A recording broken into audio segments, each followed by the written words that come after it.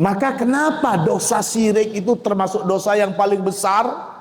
Karena dosa syirik itu pada hakikatnya selain menyamakan keagungan Allah yang tiada taranya, syirik itu juga sebenarnya adalah menjerumuskan kemuliaan diri manusia yang tidak boleh ada di atasnya manusia selain Allah. Maka seorang muslim yang utama adalah dia yang orang lain merasa aman dengannya, merasa aman baik dari gangguan tangannya dan merasa aman dari omongannya. Buktikan kalian itu muslim, kalian itu muslimah bukan sekedar karena orang tua kalian Islam. Bagaimana membuktikannya? Jadilah masing-masing dari kalian sosok-sosok muslim, individu-individu yang muslimah, sebagaimana digambarkan oleh Rasulullah, man salimal muslimuna min lisanihi wa yadihi.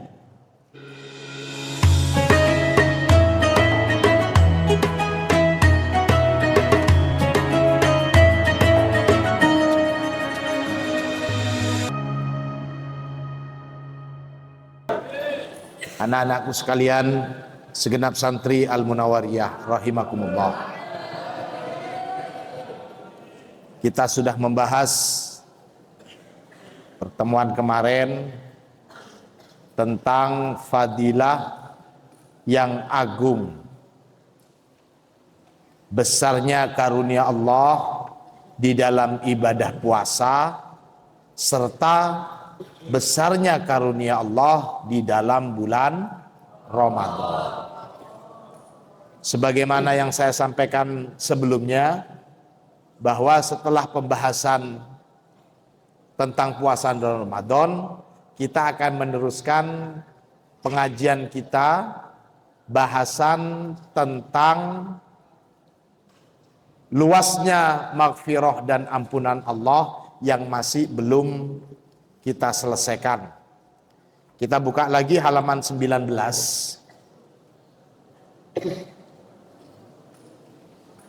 Tentang pastinya masuk surga, sebagaimana penjelasan Rasulullah dalam hadis-hadis beliau, bagi orang yang bersaksi bahwasanya tiada Tuhan selain Allah. Kita teruskan. Qala Rasulullah sallallahu alaihi wasallam. Rasulullah bersabda, man mata la yusyriku billahi syai'a dakhalal jannah. Man, barang siapa mata yang mati, siapa man la yusyriku billah, tidak menyekutukan Allah, sampai kematiannya dia tidak menyekutukan Allah, syai'an, pada sesuatu apapun, tidak menyekutukan Allah dengan Tuhan-Tuhan yang lain, tidak menyekutukan Allah dengan apa yang dianggapnya punya kemampuan atau punya kehebatan, tidak menyekutukan Allah dengan sesuatu apapun. Anak-anakku sekalian rahimakumullah, kenapa dalam koridor Islam kalimat syahadatnya itu mendahulukan nagasi? Nagasi itu maksudnya peniadaan sebelum pemastian, seperti la ilaha illallah. Kenapa kok bukan Allahu ilahun la ilaha illahu? Ditegaskan dulu la ilaha, tidak ada Tuhan, tidak ada sesuatu apapun yang diri kita ini patut untuk menghambai sesuatu itu, illallah, kecuali Allah. Di dalam Al-Quran, agama juga disebut dengan istilah millah.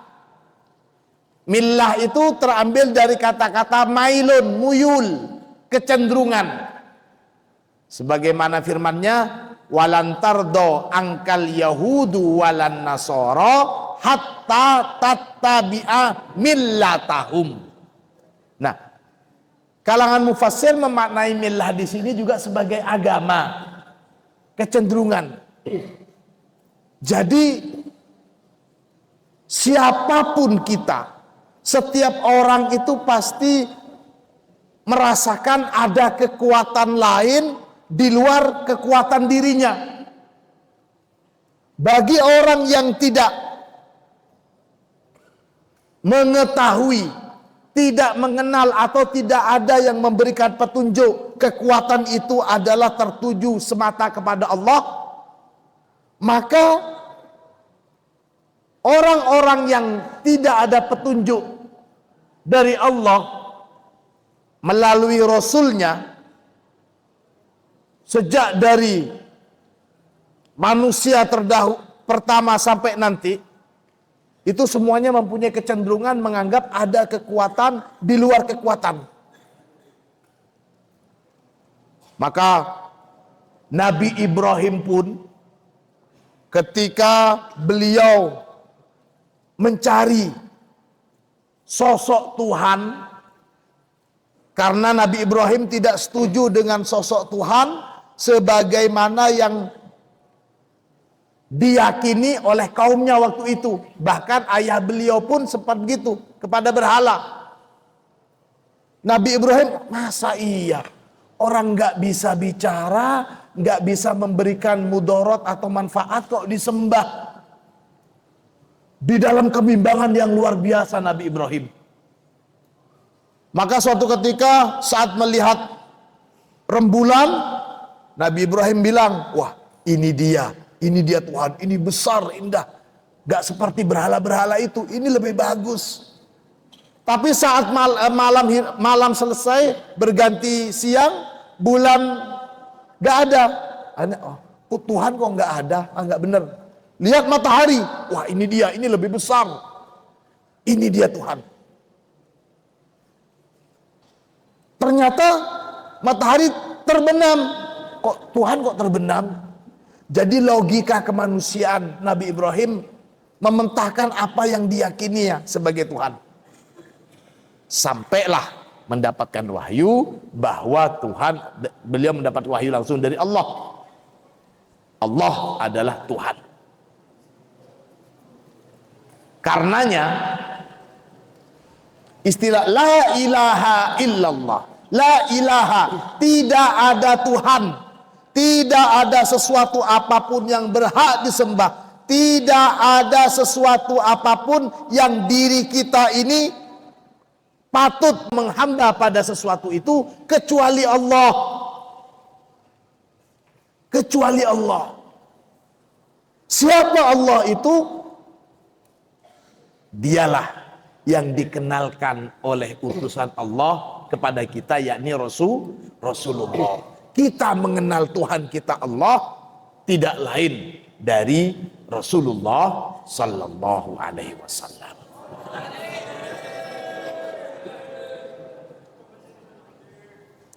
Maka kenapa dosa syirik itu termasuk dosa yang paling besar?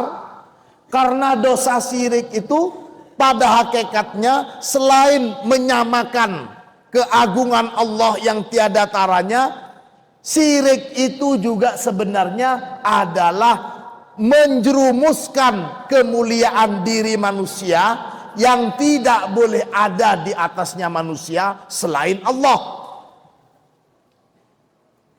Malaikat saja disuruh sujud kepada manusia. Kok bisa-bisanya manusia menghamba kepada harta? Malaikat saja disuruh sujud di hadapan manusia, yakni Nabi Adam. Kok bisa-bisanya kita ini menganggap diri lebih rendah dari keris, lebih rendah dari cincin. Wah ini, waduh. Kalau cuma untuk hiasan ya nggak apa-apa lah. Tapi kalau sampai mensakralkan keris, mensakralkan pohon, mensakralkan ini, wah ini titisan Tuhan. Berarti itu merendahkan diri kita. Manusia itu hamba yang dimuliakan oleh Allah. Maka janganlah sampai kita manusia merendahkan keagungan martabat kita. Jangan sampai kita kalah dengan sesuatu apapun. Kita tidak boleh ada di bawahnya sesuatu apapun selain Allah. Itu kenapa syirik itu tergolong dosa yang sangat besar. Kita ini hamba yang sangat dimuliakan oleh Allah. Walaqad karramna bani Adam. Dan sungguh kami telah memuliakan anak turun Adam, yakni manusia. Selain itu juga, perhatikan, sebelum manusia itu ada di alam rahim, sebelum kita ini ada di alam rahim, di rahim ibu kita masing-masing, kita ini sudah pernah ada di alam azali.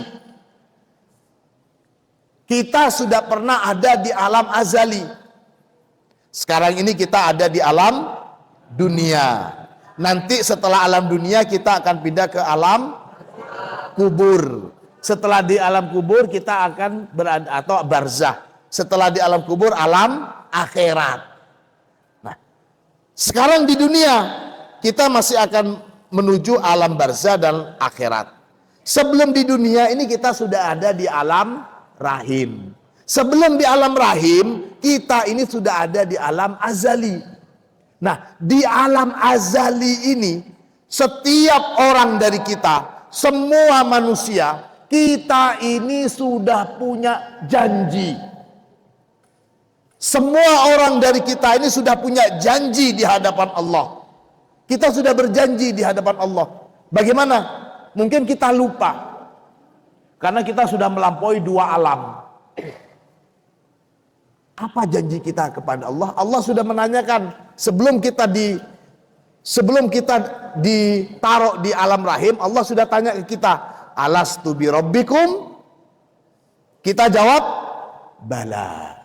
Bukankah aku ini Tuhanmu? Kata Allah, kita sudah jawab, bala, iya. Semuanya, mau yang muslim, mau yang kafir, mau yang putra ataupun putri, mau yang alim atau yang bodoh, semuanya sama. Sudah sama-sama menghadap Allah dan kita sudah punya janji sama Allah. Janji kita apa? Kita akan menuhankan Allah. Itu janji kita. Diabadikan di dalam Quran, alastu bi rabbikum qalu bala syahidna. Allahumma sholli ala Muhammad.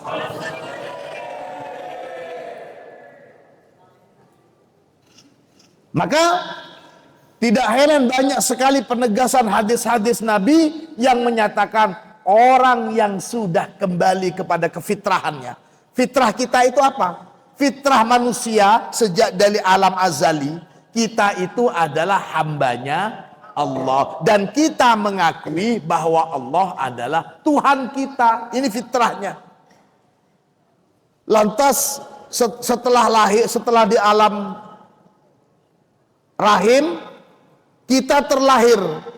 Yang orang tuanya Yahudi, maka anaknya terpengaruh ikut juga Yahudi. Yang orang tuanya Nasrani, anaknya juga terpengaruh. Yang orang tuanya Majusi, anaknya juga terpengaruh. Sebagaimana sabda Nabi, kullu mauludin yuladu alal fitrah fa abawaihi yuhawwidanihi au yunassiranihi au yumajjisanihi. Setiap bayi yang terlahir itu dia lahir dalam keadaan fitrah. Fitrah itu yaitu fitrah utama itu kita adalah hamba Allah dan kita mengakui ketuhanan Allah. Itu fa'abawahu, kemudian kedua orang tuanya lah yuhawwidanihi, yang menjadikan si anak Yahudi, au yunassironihi, atau menjadikan si anak Nasrani, au yumajjisanihi, atau menjadikan si anak sebagai seorang Majusi. Alhamdulillah kita terlahir dari orang tua yang kebetulan mungkin ada di antara kalian yang orang tuanya bukan muslim atau kalian sudah mu'alaf. Bersyukurlah kalian sudah mendapatkan nikmat yang luar biasa melebihi kami ini. Kita mungkin andai kata orang tua kita bukan seorang muslim, ibu kita bukan seorang muslimah, sulit sekali bagi kita ini menjadi seorang bobotan. Maka nikmati ini satu nikmat yang wajib kita syukuri.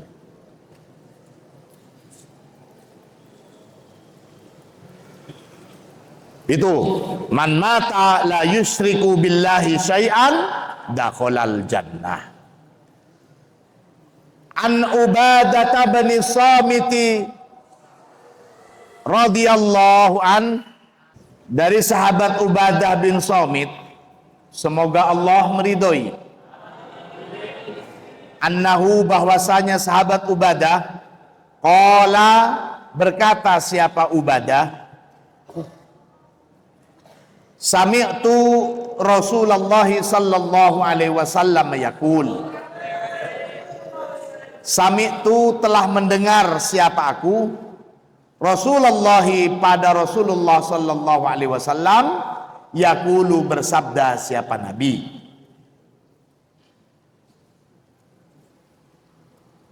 man syahida alla ilaha illallah, barang siapa yang bersaksi bahwasanya tiada Tuhan selain Allah, wa anna, dan bahwasanya Nabi Muhammad itu Rasulullah, ialah utusan Allah, harrama, maka mengharamkan Allahu, siapa Allah, alaihi, atas man, mengharamkan an-naro, pada api neraka.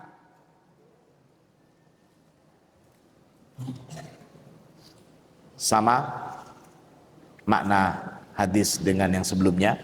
Kita akan bacakan hadis penjelasannya yang di bawah.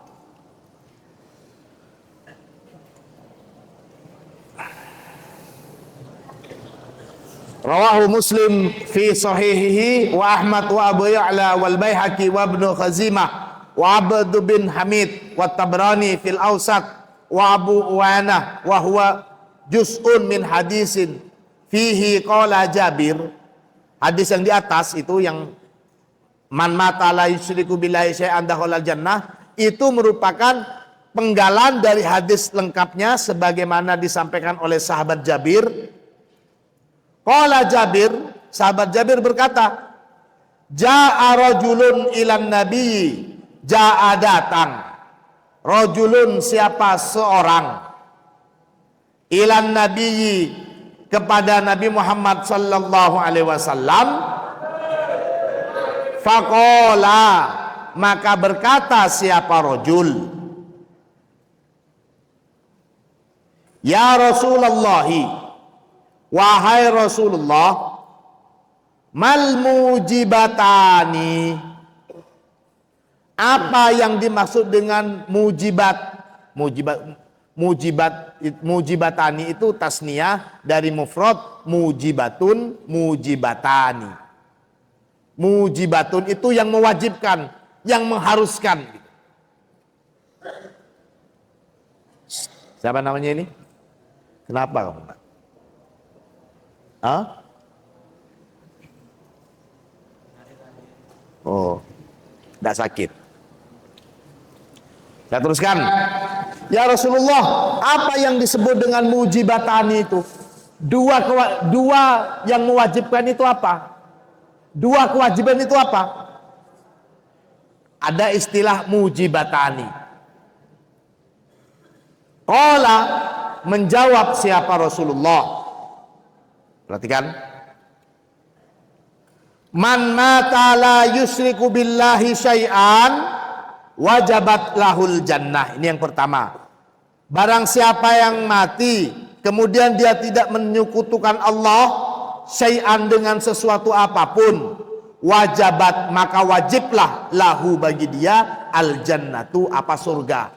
Maksudnya pasti dia masuk surga.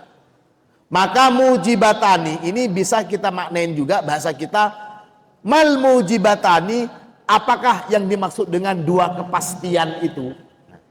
Mujibatani itu kita maknain dua kepastian.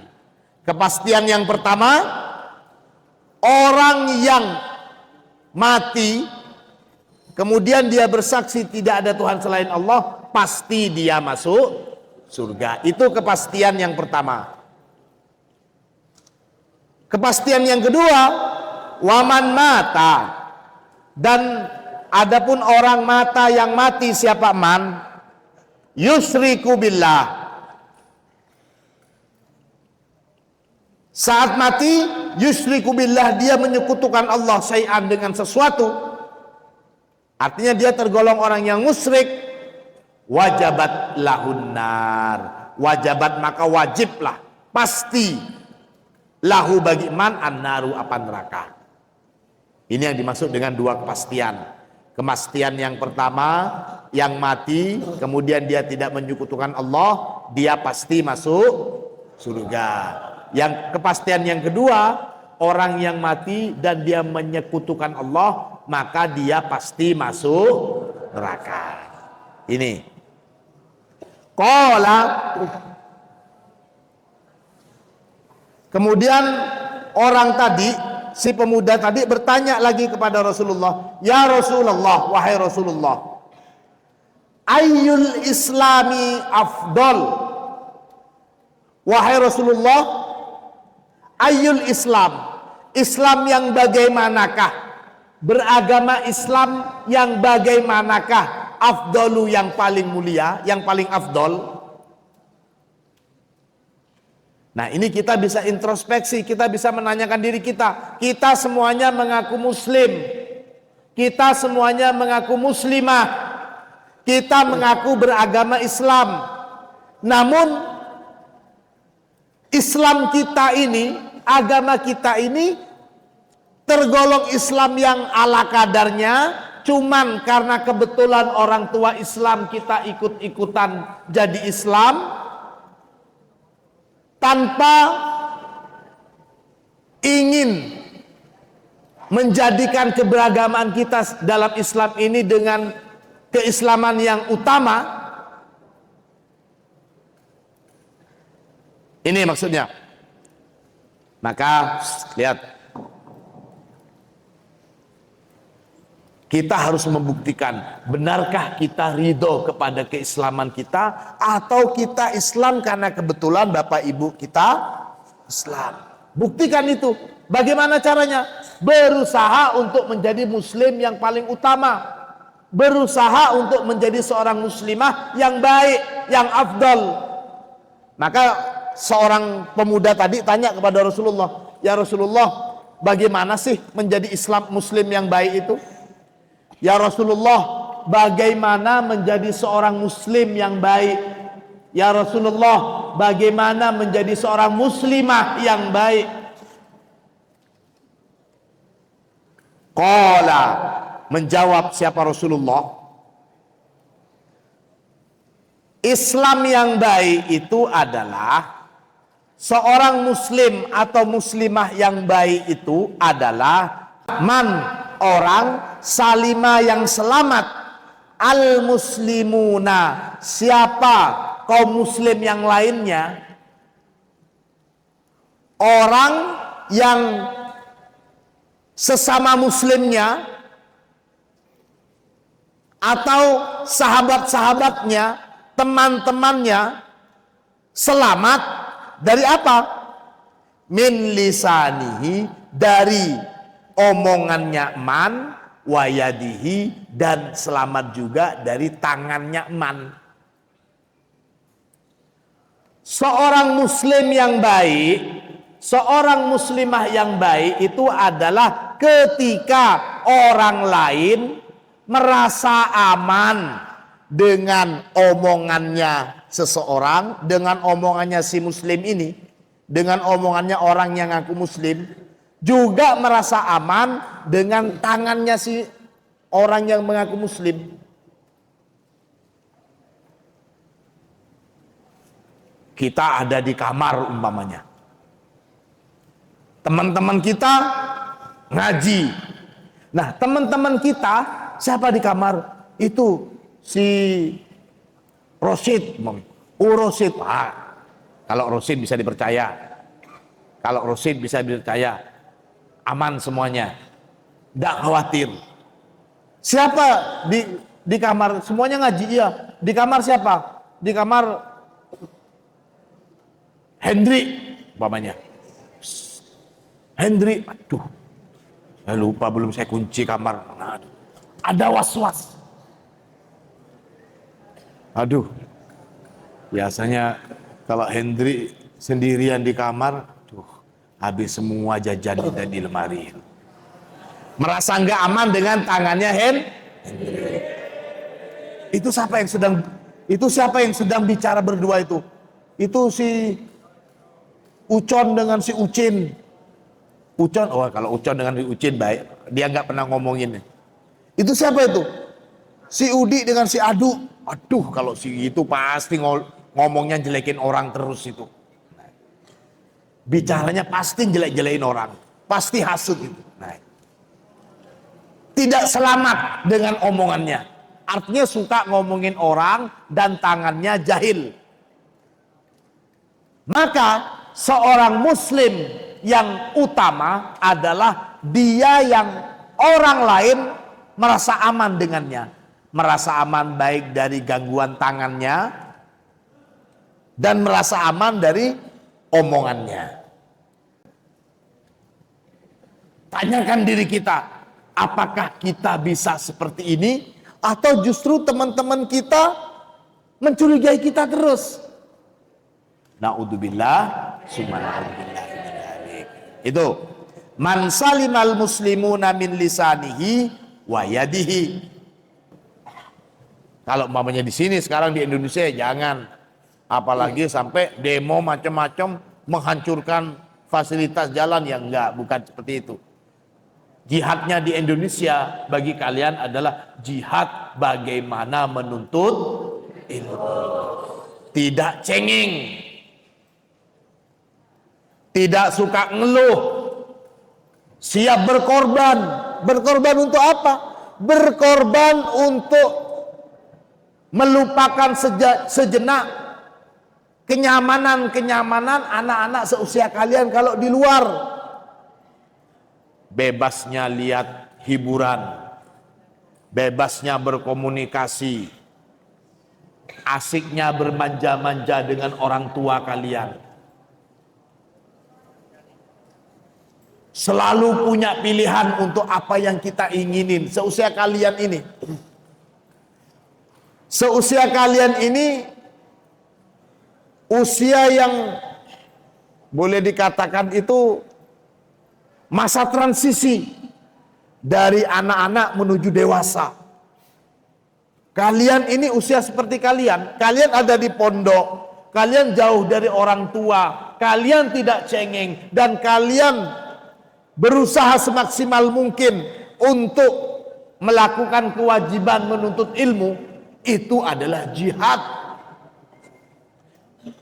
Insya Allah besok kita akan memperpanjang lagi masalah jihad penuntut ilmu ini. Tapi yang jelas, yang ingin saya katakan, saat kalian pertama masuk di sini, orang tua kalian dan kalian juga sudah siap mewakafkan diri untuk Al-Quran. Artinya tidak ada kepentingan lain yang boleh mengalahkan kepentingan Al-Quran. Tapi alhamdulillah, saya merasakan usia kalian ini bagaimana beban dan derita jauh dari orang tua. Saya rasakan itu. Saya rasakan bagaimana beratnya sabar untuk menuntut ilmu. Saya rasakan. Saya bisa bercerita panjang masalah ini. Tapi sekarang saya bisa buktikan dengan usaha dan kesabaran yang pernah saya lakukan, alhamdulillah saya merasakan nikmatnya, saya merasakan manisnya setelah sekian puluh tahun. Namun kalau kalian ada di pondok cuman sekedar paksaan dari orang tua, tidak tumbuh kesadaran bagaimana bisa menjadi seorang yang alim, menjadi seorang ahlul Quran, maka rugi kalian. Sama dengan orang yang kebetulan masuk Islam karena orang tuanya Islam, tapi dia tidak peduli dengan agamanya, tidak peduli dengan keberislamannya. Ya, pokoknya Islam. Tapi tidak memperhatikan bagaimana hakikat seorang muslim sebagaimana yang dijelaskan dalam hadis ini tadi. Buktikan kalian itu muslim, kalian itu muslimah bukan sekedar karena orang tua kalian Islam.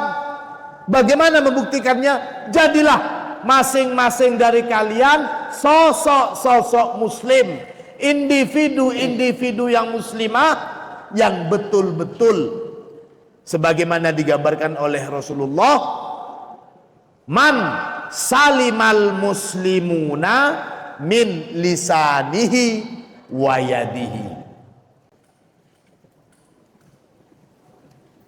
Allahumma salli ala Muhammad.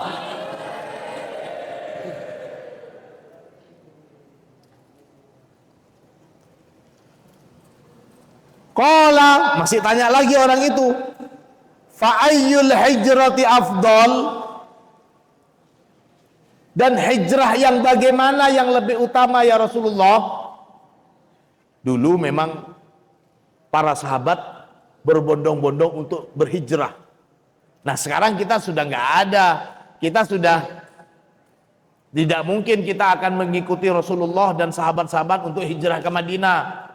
Ya nggak bisa kalian pindah ke Madinah, langsung diusir, sudah kebanyakan. Paling kita bisa ke Madinah maksimal sampai waktu di visa itu habis untuk umroh dan lain sebagainya. Untuk pindah ke sana ya nggak mungkin, sudah nggak ada lagi muhajirin dan ansor di sana. Tapi nilai dari hijrah itu bisa kita lakukan dengan cara memahami bagaimana hijrah yang paling utama itu. Rasulullah menjawab, antahjura ma yakrahu rabbuka. Antahjura dengan cara pindah siapa kamu,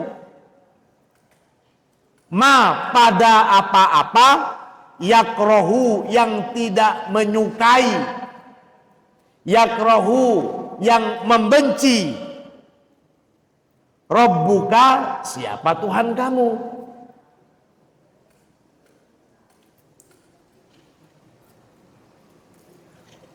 Bagaimana kita bisa mengetahui apa yang dibenci oleh Allah, apa yang disukai oleh Allah? Bagaimana caranya? Dengan cara belajar. Sudah ada penjelasannya dari Rasulullah, kita menelaahnya, kita pelajari. Insya Allah pada pertemuan-pertemuan yang akan datang, kita akan spesifik, kita akan masuk dan memahami hal-hal sebagaimana dijelaskan di sini. Wa fi riwayatin, dan di dalam riwayat hadis lainnya, qala Rasulullah sallallahu alaihi wasallam, Rasulullah bersabda, Man syahida an la ilaha illallah wahdahu la syarikalah. Barang siapa yang bersaksi bahwa tiada Tuhan selain Allah, la syarikalah, tiada Tuhan selain Allah semata.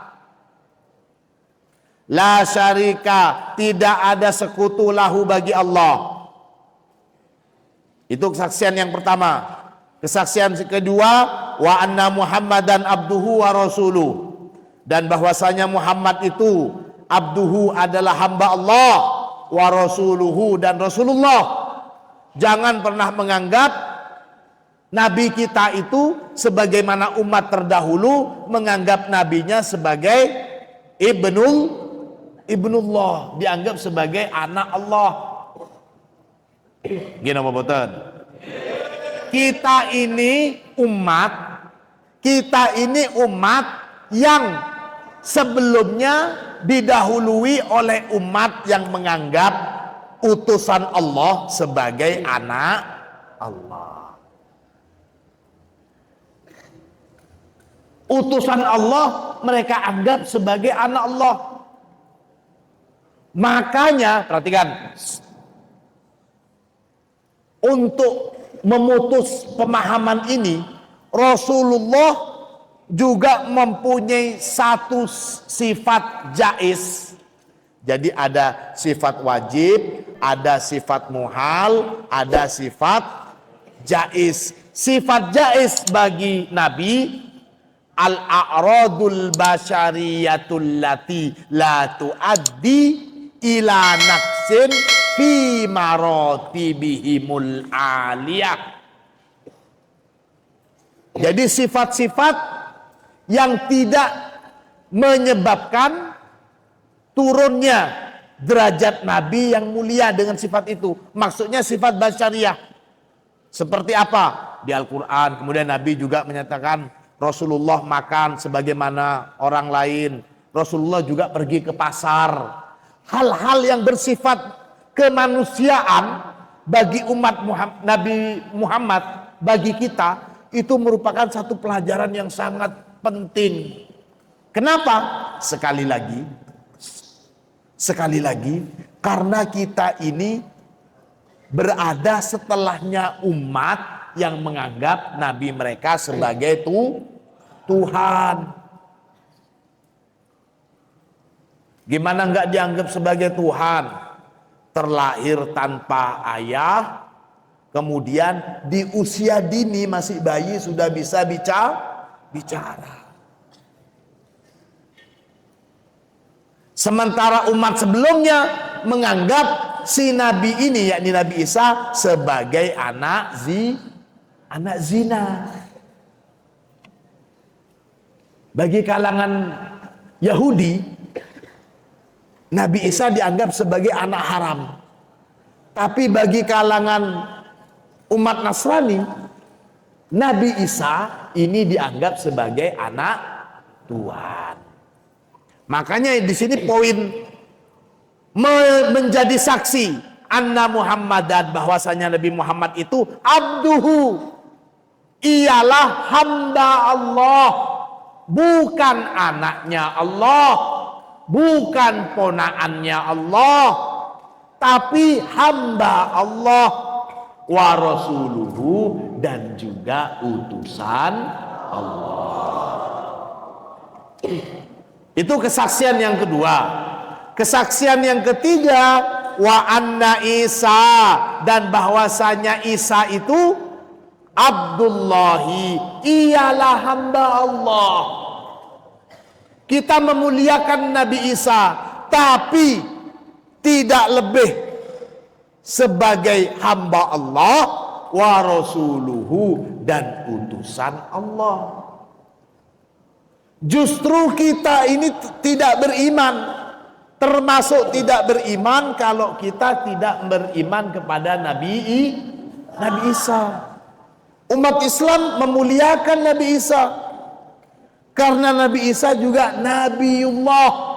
Bahkan ditegaskan di sini, Nabi Isa itu selain Abdullah wa rasuluhu, Nabi Isa wa kalimatuhu, Nabi Isa adalah kalimatullah. alqa yang telah memberikan siapa Allah pada kalimah ila Maryam kepada Sayyidah Maryam. Dan orang yang pertama kali mengakui kenabian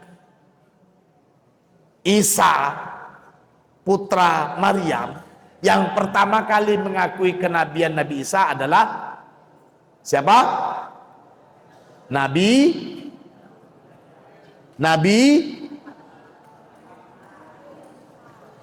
siapa?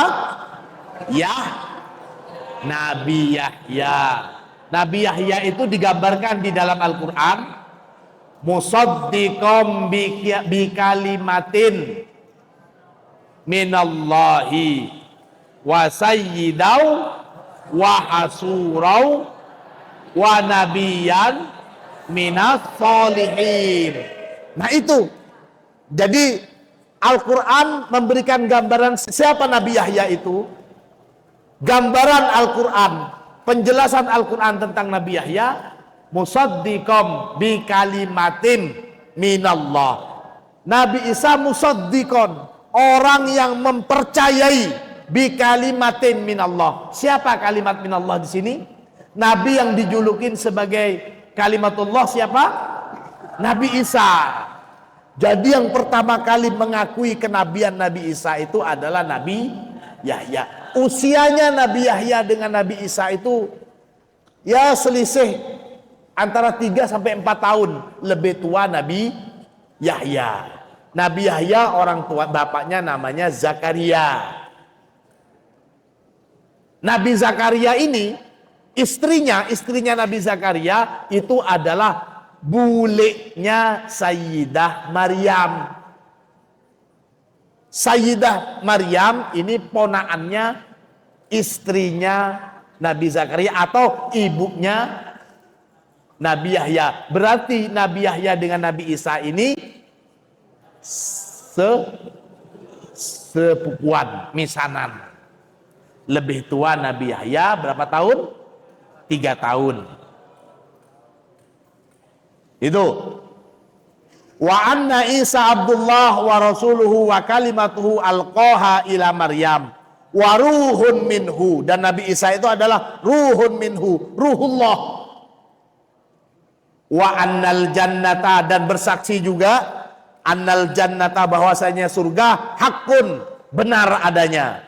Wan naro, dan bahwasanya api neraka hakun, benar adanya. Adkhala, memasukkan.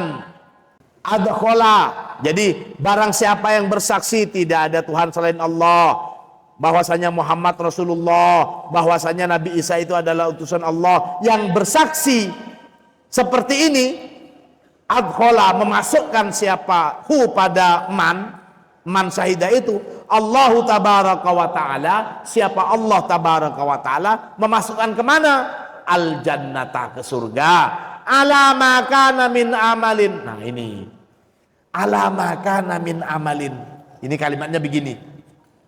Orang yang bersaksi tiada Tuhan selain Allah, Nabi Muhammad utusan Allah, Nabi Isa itu Nabi Allah, percaya kepada surga, percaya kepada neraka, pasti dia masuk surga. Ala ma kana min amalin, bagaimanapun pekerjaannya, sebesar apapun dosanya, kalau boleh saya katakan seperti itu, sebegedut apapun orangnya, wis pasti surga wis. Nah itu maksudnya.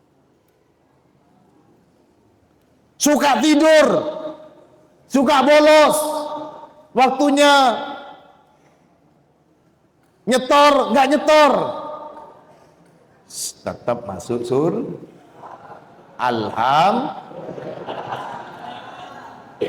Waduh, ini kalau ngaji kitab ini enak, males-malesan ini. Saking nikmatnya menjadi hamba Allah. Ya, tinggal dipilih saja kalian. Kalian nanti mau masuk surga dengan kartu yang disita atau tidak.